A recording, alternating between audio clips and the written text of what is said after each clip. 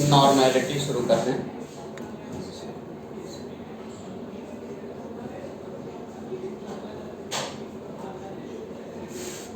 Normality देखो, अभी तक आपने कॉन्सेंट्रेशन के जितने भी टर्म्स यूज किए हैं, चाहे आपने परसेंटेज पढ़ा हो, चाहे पार्ट पर मिलियन पढ़ा हो, चाहे आपने मोलैरिटी पढ़ा हो, चाहे मोलैलिटी पढ़ा हो, और चाहे मोल फ्रैक्शन पढ़ा हो, वो सब जितने भी आप लोगों ने पढ़े हैं सब आसान थे। और ये जो अगला टॉपिक स्टार्ट होने वाला है, इसे हम नॉर्मेलिटी बोल रहे हैं, इन सभी कॉन्सेंट्रेशन में सबसे ज़्यादा टफेस्ट पोर्शन ये नॉर्मेलिटी कैलकुलेट करना। और देखा जाए तो बहुत सिंपल भी है, डिपेंड करता है कि आपको समझ में आता है या नहीं आता है। अगर आपको समझ में आ गया तो सिंपल है, नहीं समझ में आया तो ये टफ होगा, है सिंपल है ना। ओके, चलो चेक करते हैं नॉर्मेलिटी में आखिर ऐसा क्या खास बात है जो मोलैलिटी एंड मोल फ्रैक्शन में नहीं था। इसमें हम एक नया टर्म यूज करेंगे, ग्राम इक्विवेलेंट। वो सबसे ज़्यादा डिफिकल्ट काम है, ग्राम इक्विवेलेंट कैलकुलेट करना। ठीक है, तो नॉर्मेलिटी शुरू करते हैं। जिस तरीके से हम लोगों ने मोलैरिटी का डेफिनेशन लिखा था, सेम वैसे नॉर्मेलिटी का भी डेफिनेशन लिखेंगे। लेकिन इससे पहले कि मैं नॉर्मेलिटी के बारे में कुछ भी लिखाऊं, कोई मुझे मोलैरिटी का डेफिनेशन बता दे एक बार। Number of moles in 1 litre of the solution, यही तो होता था मोलैरिटी। सेम ऐसे ही नॉर्मेलिटी का डेफिनेशन होगा, number of gram equivalent in 1 litre of the solution. लिखिए normality, number of gram equivalent in 1 liter of solution, number of gram equivalent. अब आप सोच रहे हो ये ग्राम इक्विवेलेंट किसके हैं, किसके ग्राम इक्विवेलेंट की बात मैं कर रहा हूँ, सॉल्यूट के। हम किसके मोल की बात मोलैरिटी में कर रहे थे, सॉल्यूट के। यहाँ पे इसके ग्राम इक्विवेलेंट की बात करेंगे, सॉल्यूट। तो number of gram equivalent of solute, अगर आपको पूरा लिखना है तो number of gram equivalent of solute in 1 litre of the solution, ये क्या कहलाएगा, मोलैरिटी, सॉरी नॉर्मेलिटी कहलाएगा।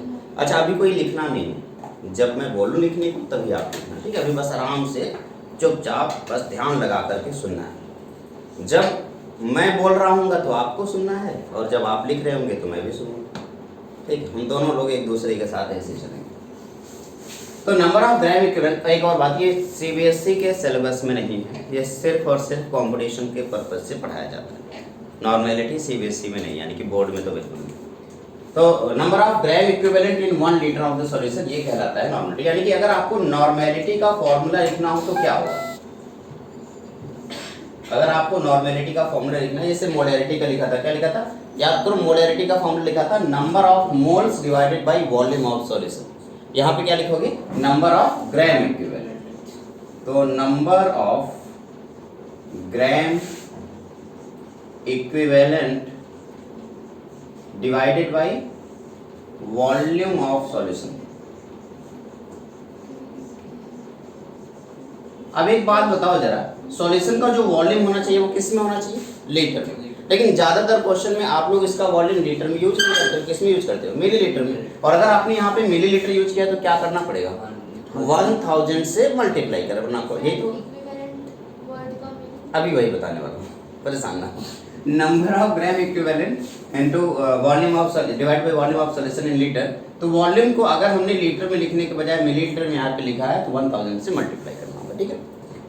फिलहाल तो हम लीटर में लेके ही चल रहे हैं। अब क्वेश्चन ये है कि सर नॉर्मेलिटी तो हम निकाल लेंगे, लेकिन बस हमें क्या पता चल जाए, नंबर ऑफ ग्राम इक्विवेलेंट पता चल जाए। तो ये देखिए नंबर ऑफ ग्राम इक्विवेलेंट कैसे निकालते हैं। आप में से कोई मुझे बताए नंबर ऑफ मोल्स कैसे निकालते हैं।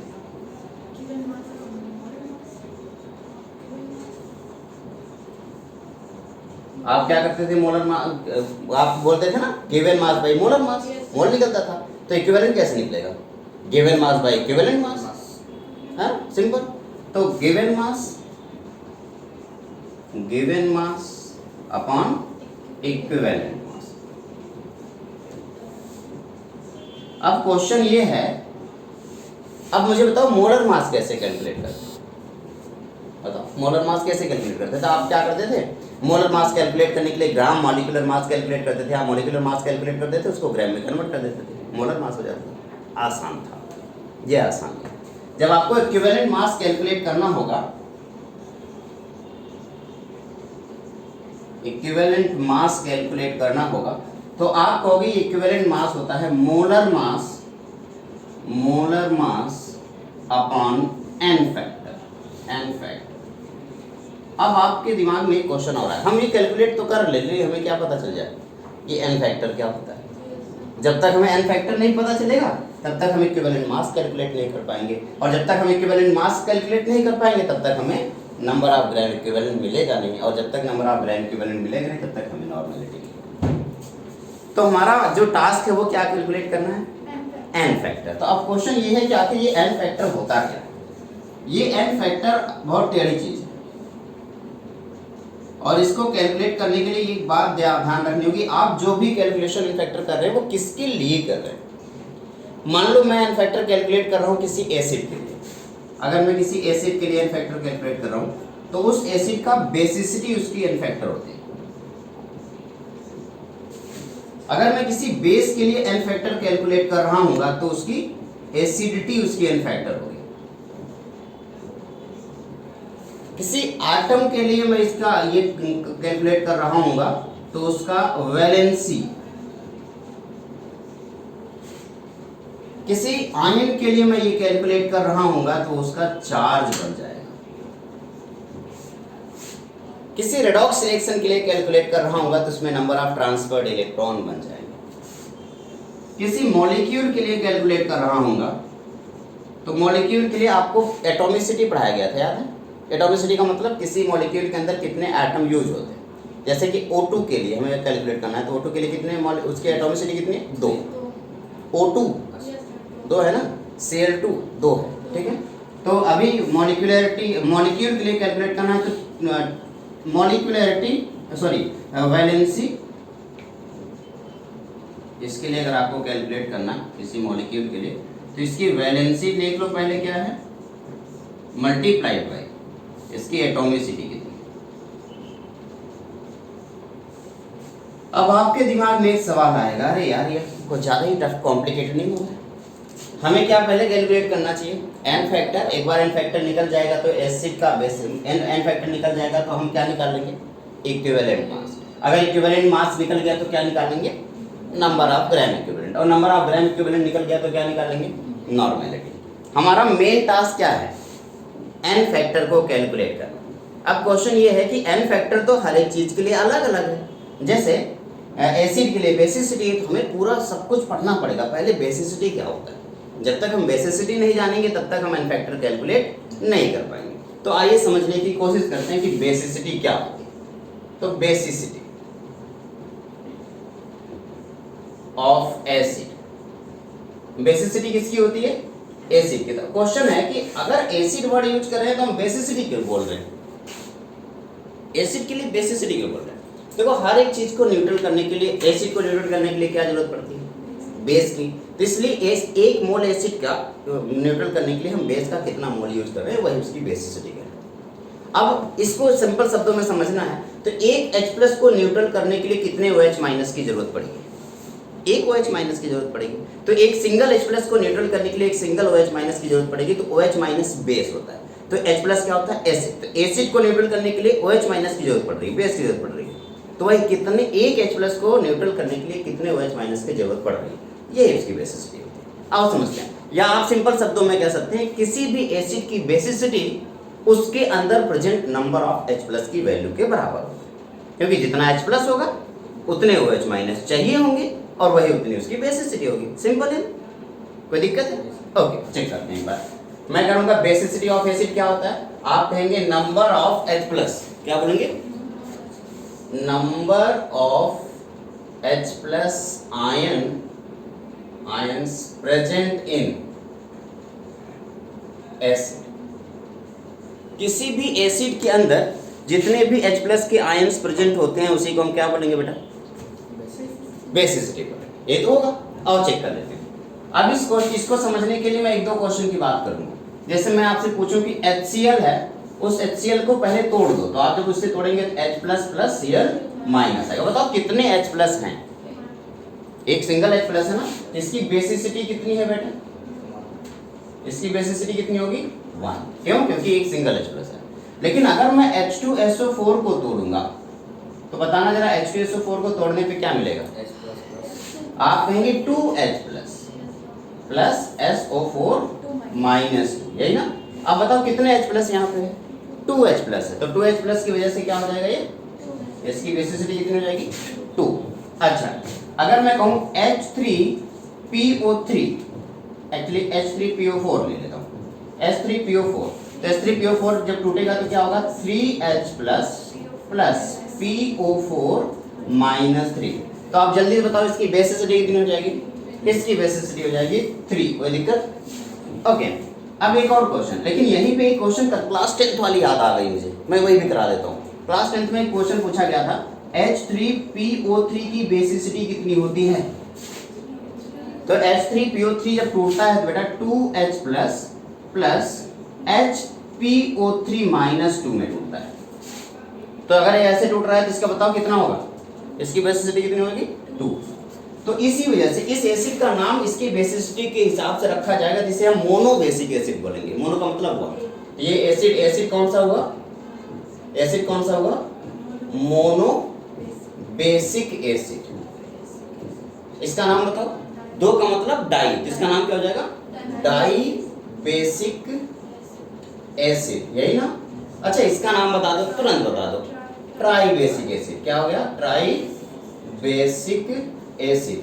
अगर मैं आपसे पूछूं कि H3PO3 क्या है तो आप क्या बताओगे? ये डाई बेसिक एसिड है या ट्राई बेसिक एसिड? कितने H प्लस निकल रहा है? 2, तो इसका नाम क्या हो जाएगा? Dibasic acid. Dibasic acid.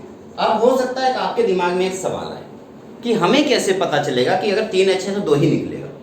ये अभी नहीं पता चलेगा, ये तब जब VSEPR थ्योरी पढ़ा दूंगा और स्ट्रक्चर सारे कंप्लीट हो जाएंगे तब समझ में आएगा। फिलहाल के लिए मैं यहाँ पे क्वेश्चन आया है तो इसको क्लियर कर देता हूँ। हाँ जी, क्या बेटा? 2H3SO4 फिर से बताने का। 2 इस टाइप का कोई नहीं, इस टाइप का कोई मॉलिक्यूल एग्जिस्ट ही नहीं करता जब तक वैलेंसी देख करके मॉलिक्यूल बनेगा। हाँ, सारी चीजें होती है ना, मॉलिक्यूल बगैर मॉलिक्यूल एसिड बनना भी तो चाहिए, बिना एसिड बने कैसे हो जाएगा? ठीक, एनीवे, अब क्वेश्चन है कि मान लो अगर आपसे पूछा जाए एक सिंपल सा क्वेश्चन, चलो इधर देखो, इस तरह देखो। अगर आपसे पूछा जाए कि H3PO3 ट्राइबेसिक एसिड है जबकि H3PO3 डाइबेसिक एसिड है जबकि H3PO4 आपका ट्राइबेसिक एसिड, तो क्वेश्चन होगा कि ऐसा क्यों होता है? तो आइए चेक करते हैं। इसके लिए हमें इसका स्ट्रक्चर बनाना होगा, ठीक है? मैं यहाँ भी बता दे रहा हूँ, बाद में जब आपको VSEPR थ्योरी वगैरह पढ़ाया जाएगा तो आप ये स्ट्रक्चर बनाना सीख जाएंगे। फिलहाल के लिए भी बस एक छोटा सा स्ट्रक्चर बना के आपको सिखा दे रहा हूँ। तो पहले H3PO3 का स्ट्रक्चर, H3PO3 का जब स्ट्रक्चर बनेगा तो ये कुछ इस तरीके से बनता है बेटा। ये है आपका H3PO3 का स्ट्रक्चर। जब H3PO4 का स्ट्रक्चर आप बनाएंगे तो ये कुछ इस तरीके से बनेगा।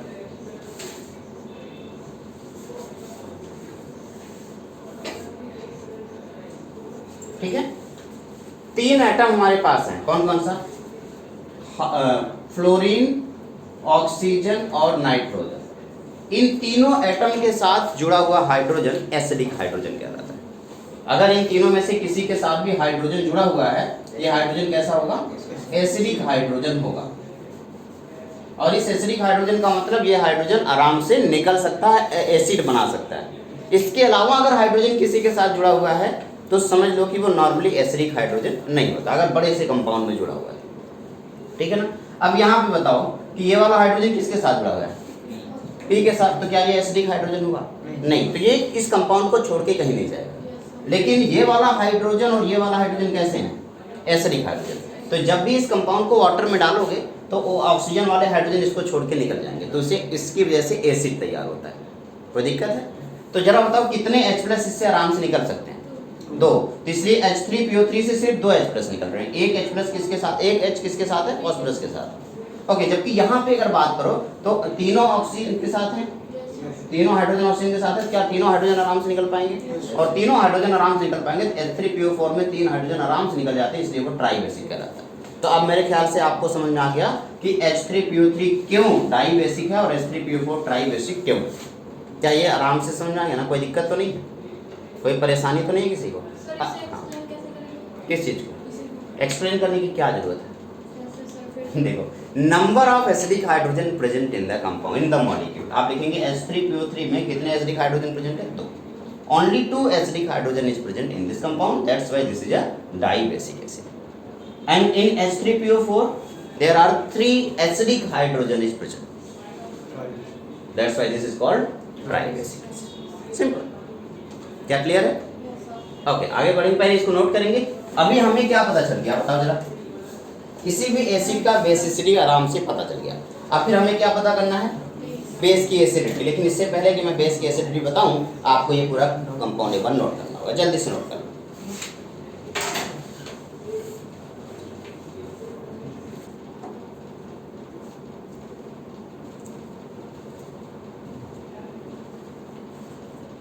नोट हो जाए तो बता दीजिए, ये इतना ही मैं इरेज करूंगा, इधर नहीं करूंगा, इस तरफ बस कर दो इधर। ठीक, तो बेसिसिटी ऑफ एसिड हो गया, यानी कि पहला पॉइंट हमारा कंप्लीट हो गया। अब अगला काम क्या होगा? Acidity of base. तो मेरे ख्याल से अब तक आप समझ चुके होंगे कि एसिडिटी ऑफ द बेस क्या होता है। जैसे बेसिसिटी ऑफ द एसिड था, वैसे एसिडिटी ऑफ बेस। बताइए क्या होगा?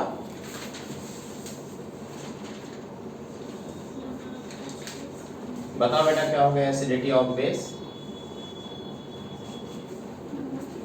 Number of OH minus ion present in the solution, या फिर बेस, सिंपल। तो हम number of OH minus ion in base, base के अंदर कितने OH माइनस आयन है, हमें ये कैलकुलेट करना होगा। जैसे अगर मैं आपसे पूछता NaOH, तो आप कहते सर इसको तोड़ के देखते हैं। जब आप इसे तोड़ेंगे तो Na प्लस और OH माइनस आएगा।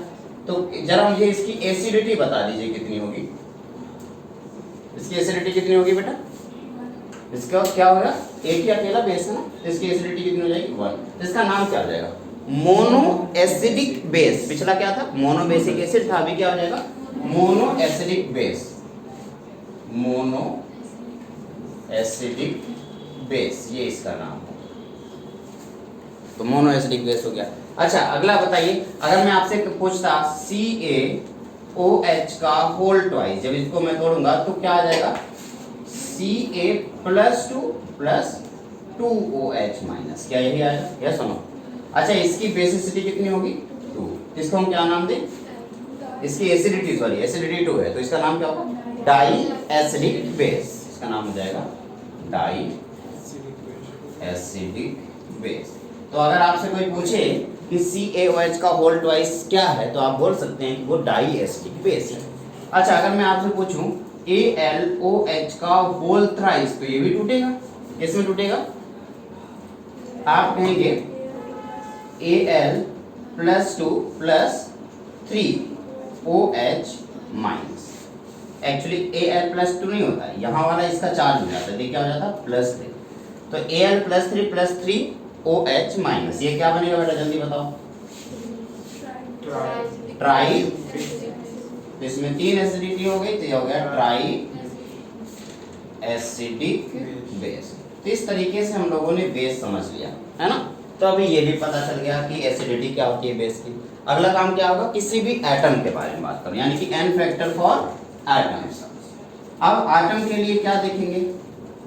एटम के लिए होती है वैलेंसी, और आपको पता है कि वैलेंसी का मतलब क्या हुआ है? नंबर ऑफ कंबाइनिंग कैपेसिटी, है ना।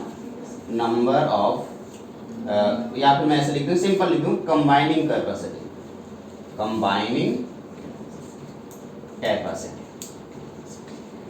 यानी कि किसी भी कंपाउंड का, किसी भी एटम का किसी दूसरे एटम से कंबाइन होने की जो कैपेसिटी होती है वही उसकी वैलेंसी कहलाती है। जल्दी से मुझे बता दो, अगर मैं आपसे पूछता कि क्लोरीन की वैलेंसी कितनी है, तो आप कहते हैं क्लोरीन केवल एक बॉन्ड बनाता है, इसकी वैलेंसी कितनी हो जाएगी? 1, है ना। अच्छा, अगर ऑक्सीजन की बात करूंगा तो ऑक्सीजन की वैलेंसी कितनी होती है? 2, नाइट्रोजन की बात करूंगा तो नाइट्रोजन की वैलेंसी कितनी होती है 3, है ना। तो इसका n फैक्टर, ये सब के सब क्या हो जाएंगे इसके n फैक्टर।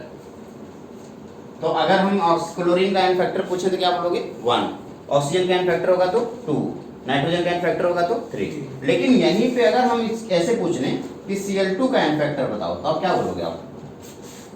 Cl2 का n फैक्टर क्या होगा? तो मॉलिक्यूल के लिए क्या बताया था? मॉलिक्यूल के लिए क्या बताया था? Valency multiplied by atomicity. इसकी वैलेंसी कितनी है 1, मल्टीप्लाइड बाय एटॉमिसिटी कितनी है 2, तो इसकी कितनी हो जाएगी 2, इसका n फैक्टर हो जाएगा 2, है ना। अच्छा मैं कहता O2 के लिए बताओ तो आप क्या बताते? ऑक्सीजन की वैलेंसी कितनी है 2, और कितना इसका n फैक्टर है, सॉरी एटॉमिसिटी कितनी है 2, तो 2 मल्टीप्लाइड बाय 2 कितना हो जाएगा 4। अच्छा मैं कहता N2 के लिए बताओ तो इसकी वैलेंसी कितनी है 3, और इसका एटॉमिसिटी कितनी है 3, तो मल्टीप्लाइड बाय 3 कितना हो जाएगा 9, है ना। नहीं गलत, एटॉमिसिटी तो 2 हो जाएगा 6, सॉरी गलती हो गई सर। यहाँ पे जैसे PHO जैसे वहाँ पे डबल बॉन्ड लगा हुआ था, इसका वैलेंसी था ना ऑक्सीजन का, इसलिए 2 लगा, डबल बॉन्ड यहाँ पे लगा हुआ। हाँ वैलेंसी की वजह से ये बॉन्ड बना था, ठीक। अच्छा अब इसके बारे में मैं एक एक्स्ट्रा क्लास आप लोगों को लेकर वो सब भी क्लियर करा दूंगा, अगर वो बेसिक क्लियर नहीं है तो वो भी करा दूंगा, परेशान मत हो। अच्छा अब ये हमें आपको एटम और मॉलिक्यूल पता चल गया, कोई दिक्कत तो नहीं है। लेकिन अगर मैं आपसे पूछता कि आयन के लिए बताओ तो आप आयन के लिए भी बोल सकते हैं। आयन का मैंने क्या बताया, आयन के लिए चार्ज होता है, आयन के लिए n फैक्टर क्या होता है चार्ज। अब इस बात से कोई फर्क नहीं पड़ता कि वो चार्ज प्लस का है या माइनस का, बस चार्ज कितना है हमें इस बात से फर्क पड़ता है। ओके प्लस का हो या माइनस को उससे क्या ही फर्क पड़ता, हमें बस इतना देखना है कि चार्ज कितना है ना। मैंने क्या लिखा यहाँ पे कि चार्ज प्लस या माइनस होना चाहिए, नहीं मैंने बस लिखा है चार्ज कितना है। तो अगर मैं आपसे पूछता कि सोडियम Na+ का n फैक्टर बताओ तो आप कहते हैं इसका कितना चार्ज है 1 का चार्ज है, तो इसका n फैक्टर कितना हो जाएगा 1। मैं आपसे पूछता Ca+2 का n फैक्टर बताओ तो आप क्या बोलते 2। मैं आपसे पूछता n-2 का n फैक्टर बताओ तो ये भी कितना आ जाएगा 2। मैं कहता कि Cl- का n फैक्टर बताओ, आप क्या बोलते 1। मैं कहता Al+3 का n फैक्टर बताओ तो आप क्या बोलते 3। मैं कहता Mg+2 का n फैक्टर बताओ तो आप क्या बोलते 2। तो इस बात से कोई फर्क नहीं पड़ता कि उसके ऊपर पॉजिटिव चार्ज है या नेगेटिव चार्ज, बस कितना चार्ज है। आयन के लिए क्या देखना है चार्ज, कितना चार्ज। क्या बात समझ आ गई? तो एक बार वापस से देखते हैं। हम लोगों ने पूरा n फैक्टर समझ लिया अच्छे से। पहले सबसे पहले एसिड की क्या देखा बेसिसिटी। जरा बताओ एसिड की बेसिसिटी क्या होती है? नंबर ऑफ H+ आयन, किसी भी एसिड के अंदर जितना नंबर ऑफ H+ आयन है उसकी बेसिसिटी कहलाएगी। अच्छा फिर हमने बेस की एसिडिटी देखा, बताओ क्या होता है नंबर ऑफ OH- आयन। अच्छा फिर एटम के लिए वैलेंसी देख लिया, वैलेंसी तो पता ही है कितना बॉन्ड बनाता है भाई। अच्छा आयन के लिए क्या देखना है चार्ज देखना है, चाहे प्लस का हो चाहे माइनस, तो क्या फर्क पड़ता है क्या? नहीं बिल्कुल। अभी इधर वाला तो आपने ऑलरेडी नोट ही कर रखा है, बस ये इतना नोट कर लो, फिर इस पर क्वेश्चन प्रैक्टिस करेंगे, ठीक है ना। पहले ये इतना नोट कर लो और जब नोट हो जाए तो बता देना क्या चीज़ उससे कहाँ क्या ही फर्क पड़ता है। तुम कहाँ एग्जाम तुम जहाँ सेंटर मांगो तो वहाँ का होगा। नोट कर लिया ना। चलो अब ये वाला इरेज कर रहा हूँ, ठीक है। एसिडिटी ऑफ द बेस, ये और ये पूरा जो n फैक्टर वाला पोर्शन था, अब तो आपको पता ही चल गया n फैक्टर क्या होता है, तो इसे इरेज कर देता हूँ। ये एक ऐसा टॉपिक है, शायद मेरे पढ़ाने का तरीका ही ऐसा है कि मैं हमेशा उल्टा लेके चलता हूँ, पीछे से चीज़ें आपको याद रखनी है। एक क्वेश्चन से आपको ये सॉल्व करना होगा और फिर मैं देखना चाहता हूँ कि क्या ये मोलैरिटी से टफ है या नहीं, या सिंपल। एक क्वेश्चन लिखेंगे, calculate normality of the solution, calculate normality of the solution, calculate normality of the solution formed by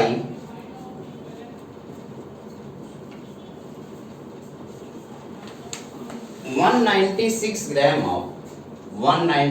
gram of H2SO4 in 1500 milliliter of solution, 1500 milliliter of solution।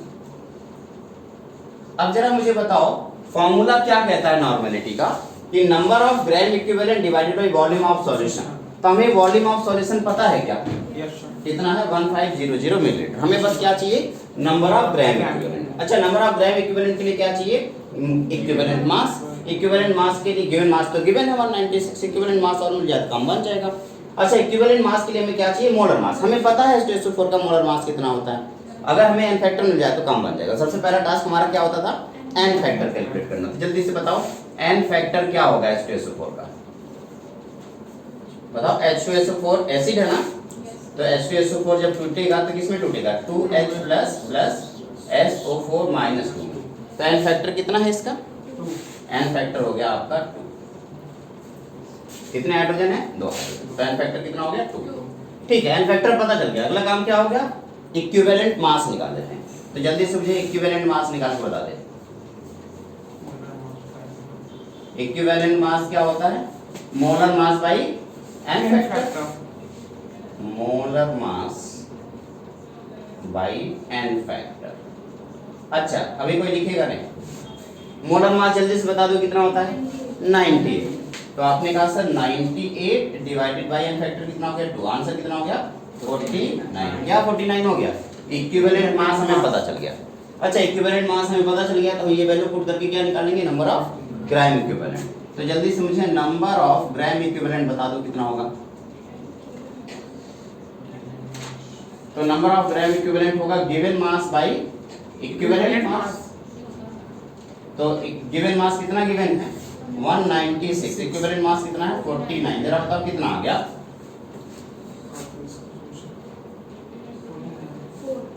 4 आ गया। तो okay, very good. तो हमें पता चल गया number of gram equivalent कितना हो गया, 4.45 आ रहा है। क्या कर 44 से कर दिया था। अच्छा ठीक है, तो ये हो गया 4 हो गया, ठीक है ना, कोई बात नहीं। अब एक काम करते हैं, अभी हमें पता चल क्या पता चल चुका, नंबर ऑफ ग्राम इक्विवेलेंट पता चल चुका है। फार्मूला हमारा क्या है, नॉर्मेलिटी का number of gram equivalent divided by volume of solution. तो जल्दी से पूछो नॉर्मेलिटी कितनी हो जाएगी, नॉर्मेलिटी कितनी हो जाएगी बेटा, number of gram equivalent, number of gram equivalent divided by volume of solution. लेकिन वॉल्यूम ऑफ सॉल्यूशन हमारा किस में दिया है, मिलीलीटर में। हाँ, तो अगर हम मिलीलीटर में लिख रहे हैं तो क्या करना चाहिए मुझे, 1000 से मल्टीप्लाई कर देना चाहिए, लीटर में करेंगे, और लीटर में कन्वर्ट कर लेंगे। तो number of gram equivalent 4 divided by 1500 multiplied by 1000। 00 को मार दिया, कितना आ गया, 40 डिवाइडेड बाय 15, कितना आ गया, 8/3। अच्छा, अब बताओ कैलकुलेट करो,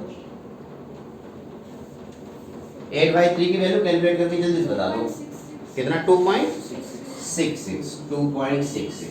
तो तुम्हें नॉर्मेलिटी पता चल गई या नहीं, तो नॉर्मेलिटी जो हो गया 2.66 कैपिटल है। अच्छा, अगर इसका यूनिट लिखना होता बेटा तो क्या लिखता मैं, अगर मुझे इसका यूनिट लिखना होगा तो क्या लिखूंगा बताओ, फॉर्मूले से बताओ, नंबर ऑफ ग्राम इक्विवेलेंट पर लीटर, यही ना। तो इक्विवेलेंट नंबर ऑफ उसमें क्या लिखते थे, मोल्स पर लीटर, यहाँ पे लिखेंगे इक्विवेलेंट पर लीटर, इक्विवेलेंट पर लीटर, ये इसकी यूनिट होती है। तो जल्दी से इसको कॉपी। अब मुझे बताओ जरा, नॉर्मेलिटी क्या टफ है क्या, सिर्फ क्या पता चल जाए तो नॉर्मेलिटी आ जाएगी, एन फैक्टर। तो मेरे ख्याल से एन फैक्टर आपको पता चल गया। एन फैक्टर निकाल करके हम इक्विवेलेंट मास निकालेंगे, इक्विवेलेंट मास से नंबर ऑफ ग्राम इक्विवेलेंट, और उससे हमें नॉर्मेलिटी मिल जाएगी। ओके ना, ठीक है। तो जल्दी से अपनी कॉपी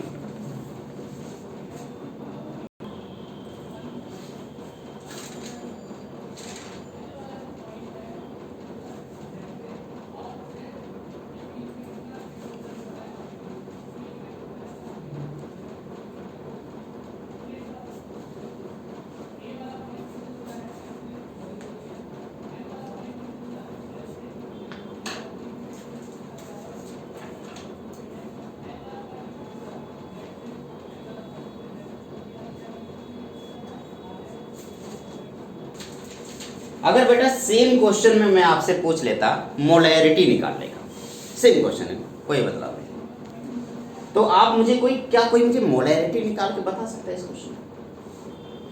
मोलैरिटी क्या होगा? ये इरेज कर दो इधर। तो मोलैरिटी क्या होगा जल्दी बताओ। मोलैरिटी होता है number of moles divided by volume of solution in litre, ये ना। तो नंबर ऑफ मोल्स कितना कैलकुलेट करेंगे? सेम क्वेश्चन में मोलैरिटी अगर निकालना होता तो क्या निकालते बताओ। मोलैरिटी का फॉर्मूला है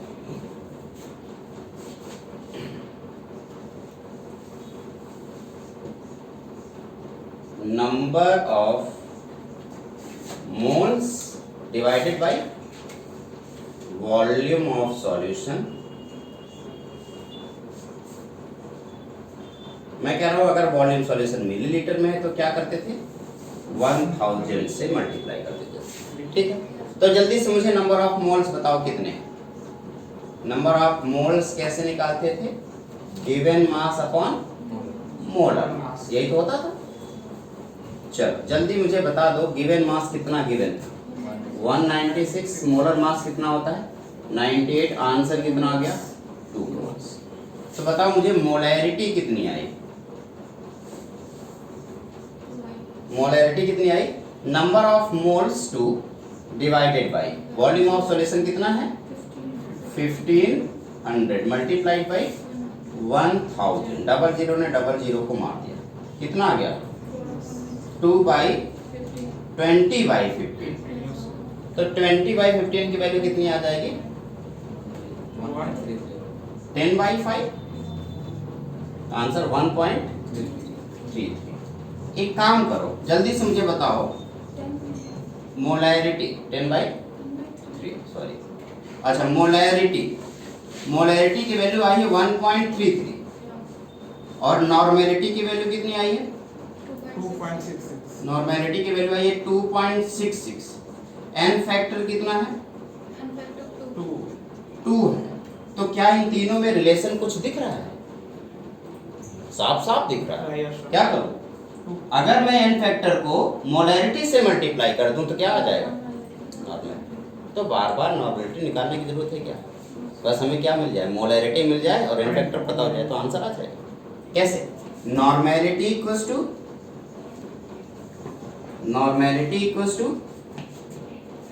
N factor multiplied by molarity. क्या यहाँ पे किसी को कोई समस्या लग रहा है?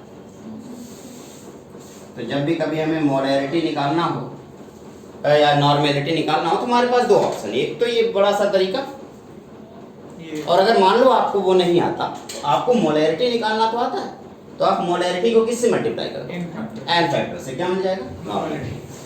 तो ये हो गया आपका अच्छा तरीका है, इसे नोट करेंगे अपनी कॉपी में।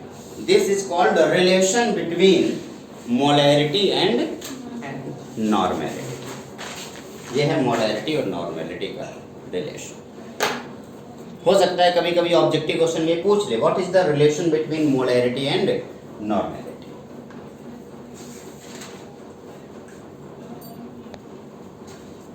तो अब मैं इसे अरेंज कर रहा हूं और एक क्वेश्चन करेंगे, और उस क्वेश्चन में अभी तक जितना भी कौन कौन सा हमने पढ़ा है? मोल फ्रैक्शन पढ़ा है, ठीक है ना, मास परसेंटेज पढ़ा है, मोल फ्रैक्शन पढ़ा है, मास परसेंटेज पढ़ा है, मोलैरिटी पढ़ा है, मोलैरिटी पढ़ा है, नॉर्मेलिटी पढ़ा है।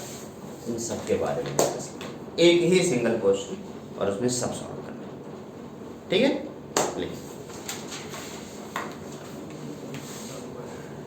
Calculate mole fraction, molarity, molality and normality. Calculate mole fraction, molarity, molality and normality of the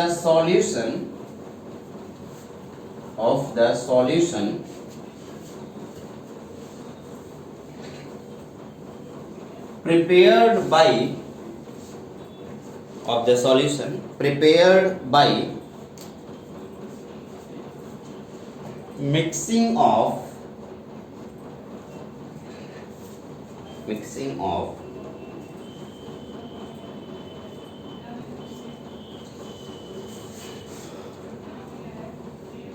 198 gram 198 gram H2SO4 in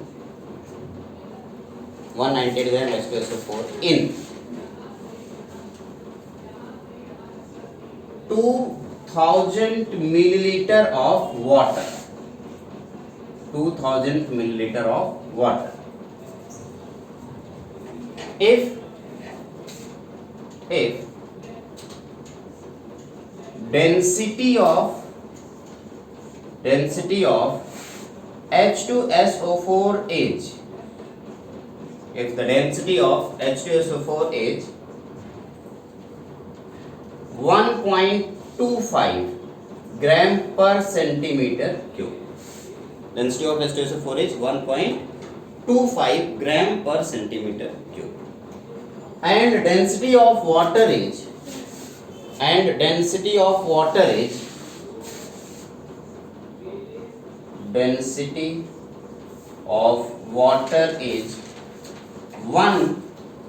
gram per centimeter. तो जरा इस क्वेश्चन को अच्छे से समझ लेते हैं और इसमें क्या क्या कैलकुलेट करना है, सब कैलकुलेट करना है, ठीक है।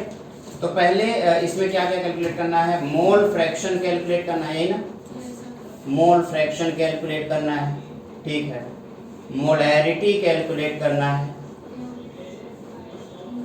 मोलैलिटी कैलकुलेट करना है, नॉर्मेलिटी कैलकुलेट करना है, ये सब कैलकुलेट करना है, ओके। तो पहले इस क्वेश्चन में जो भी गिवन है वो देख लेते हैं। तो जल्दी से बताओ, वेट ऑफ H2SO4 कितना गिवन है, 198 ग्राम। और क्या दिया है, वॉल्यूम ऑफ H2O दिया है, कितना, 2000 मिलीलीटर। क्या ये वॉल्यूम ऑफ सॉल्यूशन है या सॉल्वेंट, ये वॉल्यूम ऑफ सॉल्यूशन है या volume of solvent, volume of solvent है, H2O दिया है, यहाँ पे सॉल्यूशन नहीं लिखा है। तो इसी बात पे गलती कब हो जाती है, हम लोगों को लगता है अरे ये तो सॉल्यूशन का वॉल्यूम दिया है, नहीं, ये किसका वॉल्यूम दिया है, सॉल्वेंट का वॉल्यूम है। सॉल्यूशन का वॉल्यूम क्या होता है, सॉल्यूट का वॉल्यूम और सॉल्वेंट का वॉल्यूम मिलाकर के सॉल्यूशन का वॉल्यूम होता है। और हमारे पास सॉल्वेंट का वॉल्यूम है क्या, हमारे पास सॉल्यूट का वॉल्यूम है नहीं। तो सॉल्यूट के वॉल्यूम के लिए क्या दिया है, उसकी मदद करने के लिए क्या दिया है, डेंसिटी दिया है और मास दिया है।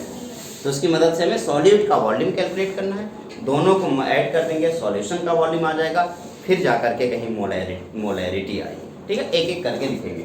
अच्छा, अब जरा एक काम करते हैं, सबसे पहला हमें क्या चाहिए, मोल फ्रैक्शन चाहिए। अब मोल फ्रैक्शन के लिए दोनों के मोल चाहिए। तो जल्दी से मुझे बताओ, मोल्स ऑफ H2SO4 कैसे कैलकुलेट करें। Number of moles of H2SO4 क्या होता है, given mass by molar mass. तो given mass by molar mass, तो जल्दी से मुझे गिवन मास बता दो कितना है, 198 डिवाइडेड बाई मोलर मास कितना होता है, सॉरी 196 था, 198 है, वहाँ पे यहाँ पे 196 कर लो बेटा, थोड़ा आसानी रहेगी कैलकुलेशन करने में, ठीक है। तो 98 कर लो यहाँ पे। तो अब बताओ कितना हो जाएगा, ये 2। तो कैलकुलेशन थोड़ा सा आसान हो जाएगा ना। तो ये हो गया 2 मोल्स। तो number of moles of H2SO4 आ गया 2। जल्दी से मुझे number of moles of H2O बता दो कितना होगा।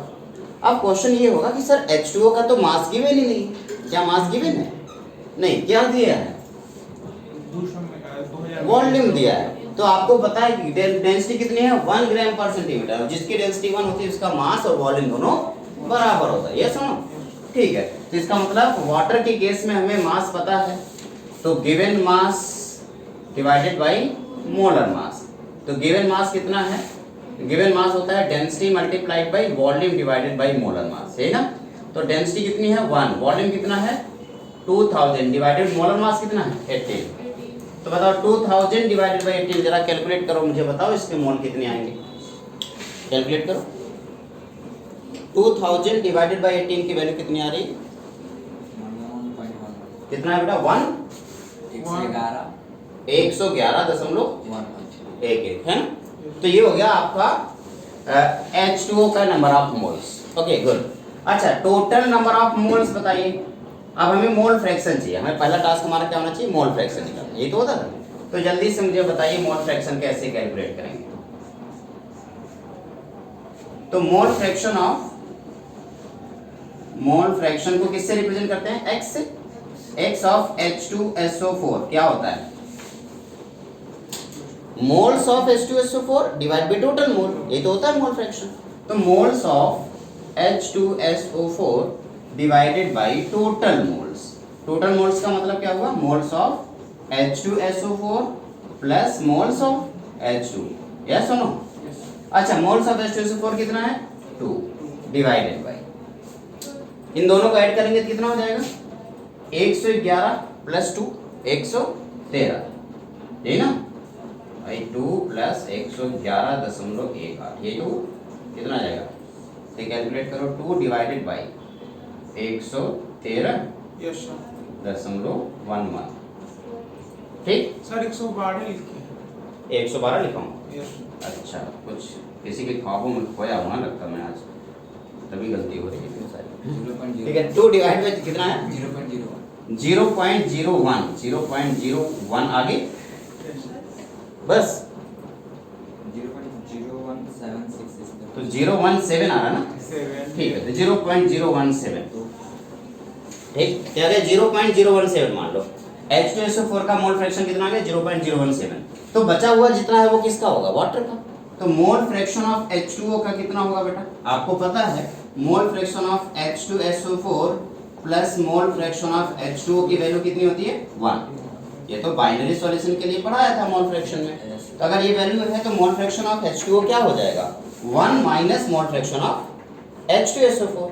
तो ये जाएगा 1 minus mole fraction of H2SO4। तो जल्दी से बताओ, 1 माइनस H2SO4 का मोल फ्रैक्शन है 0.017। जरा बताओ कितना आएगा? कैलकुलेट करो, बताओ। XH2O की वैल्यू 0.983। Okay good. तो ये आ गया आपका H2O का मोल फ्रैक्शन। तो मोल फ्रैक्शन वाला कैलकुलेशन आपका हो गया दोनों का। अगला टास्क किसकी है? मोलैरिटी का। अच्छा, मोलैरिटी का फॉर्मूला लिखने से, मोलैरिटी आसान है, पहले मोलैरिटी लिख लेते हैं क्योंकि मोलैरिटी तो जल्दी से निकल आएगी। ठीक है, अगला काम होगा मोलैरिटी पहले कैलकुलेट कर लेते हैं। तो जल्दी से मुझे मोलैरिटी बता दो क्या है? मोलैरिटी होता है number of moles of solute divided by volume of solution. Sorry, volume of solution होता है क्या मोलैरिटी का? नहीं, गलती कर रहे हो, मास ऑफ सॉल्वेंट होता है। फिर गलती कर दिया मैंने, क्या होता है? Mass of solvent. अच्छा, मास ऑफ सॉल्वेंट किस में होता है? अगर ग्राम में है तो 1000 से मल्टीप्लाई करना पड़ेगा। Yes sir. और अगर किलोग्राम में है तो कुछ नहीं करना होगा। चलो जल्दी बताओ, number of moles of solute. Solute क्या है? H2SO4। उसके मोल्स कितने दिए हुए? 2 मोल। तो 2 divided by mass of solvent कितना है? सामने लिखा हुआ है 2000 मल्टीप्लाइड बाय 1 कितना आ गया? 2000। तो 2000 ग्राम मल्टीप्लाइड बाय यहाँ पे 1000, डबल जीरो ने डबल जीरो को मार दिया, कितना आ गया? 1। तो मोलैरिटी की वैल्यू कितनी आ गई बेटा? 1। तो आपने कहा सर मोलैरिटी तो हमें आराम से कैलकुलेट हो गया, 1 m। अच्छा, अभी क्या निकालना था? मोलैरिटी निकल गया। हमें क्या निकालना था? मोलैरिटी। तो मोलैरिटी के लिए 2 चीजें चाहिए, क्या? Volume of solute plus volume of solvent, तभी तो वॉल्यूम ऑफ सॉल्यूशन मिलेगा। तो मोलैरिटी के लिए देखो क्या चाहिए। तो सबसे पहला टास्क हमारा ये होगा कि हम किसी तरीके से वॉल्यूम ऑफ सॉल्यूट निकाल लें। तो जल्दी से मुझे बताओ, वॉल्यूम ऑफ सॉल्यूट कैसे पता चलेगा? Volume of H2SO4 this is equals to density, sorry mass divided by density. वही तो था फॉर्मूला डेंसिटी का, याद है? Density equals to mass divided by volume. तो वॉल्यूम की वैल्यू क्या आएगी? Mass divided by density. तो अगर वॉल्यूम ऑफ H2SO4 है तो मास ऑफ H2SO4, यही ना? ये मास है, mass mass of H2SO4 divided by density of H2SO4। तो जल्दी से मुझे कैलकुलेट करो, मास ऑफ H2SO4 कितना है? 196 डिवाइडेड बाय डेंसिटी कितनी है? 1.25। कैलकुलेट करके जल्दी से मुझे बताओ इसका वॉल्यूम कितना निकला? 156.8 आ रहा है। ओके, तो आ गया 156.8 मिलीलीटर। Very good. तो अभी वॉल्यूम पता चल गया। अभी हमें वॉल्यूम ऑफ सॉलिड और वॉल्यूम सॉल्वेंट को मिला करके वॉल्यूम ऑफ सॉल्यूशन निकालना है। तो वॉल्यूम ऑफ सॉल्यूशन बताओ क्या होगा? Volume of solution, volume of solute कितना है? 156.8 प्लस वॉल्यूम ऑफ सॉल्वेंट कितना है? 2000। टोटल कितना हो गया? 2156.8 मिलीलीटर। ये हुआ। अब बताओ मोलैरिटी कितनी आएगी? मोलैरिटी क्या होता है? मोलैरिटी का formula number of moles divided by volume of solution. Number of moles कितना है? सॉलिड का 2, वॉल्यूम ऑफ सॉल्यूशन कितना है? 2156.8 मल्टीप्लाइड बाय 1000। जल्दी से 2000 डिवाइडेड बाय 2156.8 करो और बताओ कितना आ रहा है?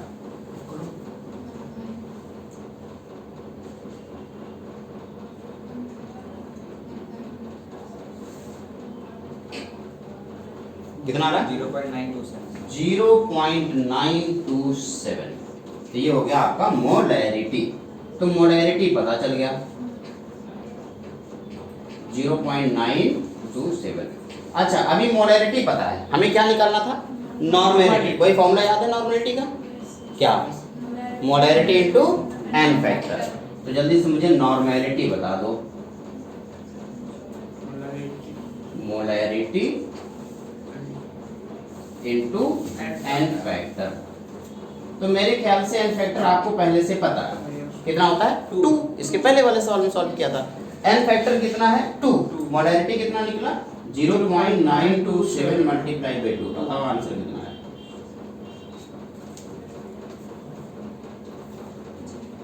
जीरो 0.927 मल्टीप्लाइड बाय 2 आंसर कितना आ गया? 1.854। This is the normality. तो बताओ सारी चीजें हमें कैलकुलेट होके आ गई ना? मोलैरिटी हमें पता चल गई। कितनी पता चली बेटा मोलैरिटी? 0.927। मोलैरिटी कितनी आई थी? मोलैरिटी ऊपर आई थी 1। और नॉर्मेलिटी कितनी आई है? 1.854। कोई दिक्कत है किसी को? तो हम लोगों ने एक ही क्वेश्चन में सब सॉल्व कर लिया। माना कि क्वेश्चन थोड़ा सा टफ था, लेकिन बहुत ही आसान तरीके से हम लोगों ने सॉल्व किया। फिर से एक बार चेक करेंगे, एक बार वापस से फिर से देखो।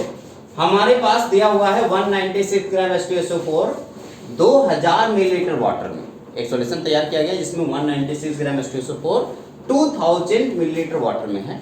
और पूछ रहा है कि अगर H2SO4 का डेंसिटी 195 है और वाटर की डेंसिटी 1 है, तो पूछ रहा है कि बताओ मोल फ्रैक्शन कितना होगा, मोलैरिटी कितना होगा, मोलैरिटी कितना होगा और नॉर्मेलिटी कितना होगा। हमने इधर लिख लिया जो दिया है। क्या क्या लिखा है? हमने देखा कि मास ऑफ H2SO4 दिया है 198 ग्राम, वॉल्यूम ऑफ H2O दिया है 2000 मिलीलीटर, बस इससे ज्यादा कुछ नहीं दिया है। डेंसिटी दे रखा है। तो हमें पता है कि सबसे पहला काम हमारा होगा नंबर ऑफ मोल्स निकालना। तो दोनों के नंबर ऑफ मोल्स हमने निकाले। मोल्स निकालने के लिए given mass by molar mass, तो गिवन मास 196, सॉरी यहाँ पे 196 था, 196 डिवाइडेड बाय 98 कितना आ गया? 2। फिर हम लोगों ने क्या किया? H2O का नंबर ऑफ मोल्स निकाला, given mass by molar mass. Given mass हमें नहीं पता है क्योंकि टेस्ट क्या दिया है? वॉल्यूम दिया है। तो हमें मास पता करना है, जबकि वॉल्यूम दिया है तो आपके सामने है। मास पता करना है, वॉल्यूम दिया है तो volume multiplied by density mass आ जाएगा। तो हमने क्या किया? Volume multiplied by density. Volume 2000 millilitre, density 1 दिया हुआ है, तो इसे आपस में मल्टीप्लाई करोगे आंसर तो 2000 ही आएगा। तो मैंने 2000 डिवाइड बाय 18, आंसर आ गया 111.11। ठीक है। अच्छा, अब हमें मोल फ्रैक्शन पता करना था। मोल फ्रैक्शन क्या था? Moles of H2SO4 divide by moles of H2SO4 plus moles of water. तो मोल्स ऑफ H2SO4 कितना है? 2 डिवाइड बाय टोटल मोल कितना हो गया? 113.11। हमने जब इसको कैलकुलेट किया तो 0.017 आ गया, जबकि हमें पता है कि दोनों का मोल फ्रैक्शन कितने के इक्वल होगा? 1, क्योंकि बाइनरी सॉल्यूशन के लिए हमेशा ये ट्रू है। जितने भी कंपोनेंट होंगे सबका मोल फ्रैक्शन आपस में कैलकुलेट करोगे तो कितना आएगा? 1 आएगा। कल की क्लास में पढ़ा था। अब फिर हमने आपको यहाँ पे दिखाया कि आपको बार बार ये फॉर्मूला लगा के सॉल्व करने के बजाय मोल फ्रैक्शन ऑफ H2O निकल आएगा 1 minus mole fraction of H2SO4। तो 1 minus mole fraction of H2SO4 की वैल्यू यहाँ पे कैलकुलेट होके मैंने H2SO4 की वैल्यू यहाँ पे पुट करी, तो H2O का मोल फ्रैक्शन 0.987 आ गया। तो हमें H2O का मोल फ्रैक्शन पता है, हमें किसका मोल फ्रैक्शन पता है, H2SO4 का मोल फ्रैक्शन पता है। देखो अब हमें क्या करना है, वॉल्यूम पता करना है। वॉल्यूम क्यों पता करना है, क्योंकि हमें मोलैरिटी चाहिए और मोलैरिटी चाहिए। तो आपने कहा कि सर मोलैरिटी तो बहुत ही आराम से कैलकुलेट होगी, कैसे, number of moles of solid divided by mass of solvent. Number of moles of solid 2 है, मास ऑफ सॉल्वेंट नहीं दिया है, क्या दिया है, वॉल्यूम ऑफ सॉल्वेंट दिया है। तो हमने वॉल्यूम ऑफ सॉल्वेंट को डेंसिटी से मल्टीप्लाई करके मास ऑफ सॉल्वेंट तो निकाल लिया ना। तो मास ऑफ सॉल्वेंट कितना आया था, 2000। तो 2 डिवाइड बाय 2000 मल्टीप्लाई बाय 1000। 000 ने 000 को मार दिया, 2/2 आंसर 1 आ गया। तो मोलैरिटी हमें 1 आ गई। अगला काम क्या था, मोलैरिटी कैलकुलेट करना। लेकिन मोलैरिटी के फॉर्मूले में तो वॉल्यूम ऑफ सॉल्यूशन चाहिए, जबकि सॉल्यूशन का वॉल्यूम तो हमारे पास था ही नहीं। हमारे पास किसका वॉल्यूम है, सिर्फ सॉल्वेंट का वॉल्यूम है। हमें किसका वॉल्यूम चाहिए, सॉल्यूट का। तो सॉल्यूट के वॉल्यूम के लिए हमने अपना वही पुराना वाला फॉर्मूला लगा दिया, volume of solid this is equal to mass of solid divided by density of solid. तो मास डिवाइडेड बाय डेंसिटी से वॉल्यूम आ गया 156.8 मिलीलीटर। 156.8 मिलीलीटर जो अभी कैलकुलेट किया है, ये सॉलिड का वॉल्यूम है और सॉल्वेंट का वॉल्यूम ऑलरेडी 2000 दिया हुआ है। तो दोनों को ऐड किया तो वॉल्यूम ऑफ सॉल्यूशन 2156.8 मिलीलीटर आ गया। अब हमें मोलैरिटी चाहिए था। मोलैरिटी होता है number of moles divided by volume of solution. तो number of moles divided by volume of solution multiplied by 1000 हो गया। कैलकुलेट कर ले 0.927 आ गया। मोलैरिटी कैलकुलेट करते ही नॉर्मलिटी हमें कॉम्प्लीमेंट्री मिल गया। कैसे, molarity multiplied by n factor. तो मोलैरिटी हमें पता है multiplied by n factor. Molarity की वैल्यू 0.927 मल्टीप्लाइड बाय 2 1.854। तो सारी चीजें एक सिंगल क्वेश्चन में हम लोगों ने कैलकुलेट कर लिया। कोई दिक्कत है किसी को? ओके, तो जल्दी से इसे अपनी कॉपी में नोट करेंगे, फिर आगे बढ़ते हैं।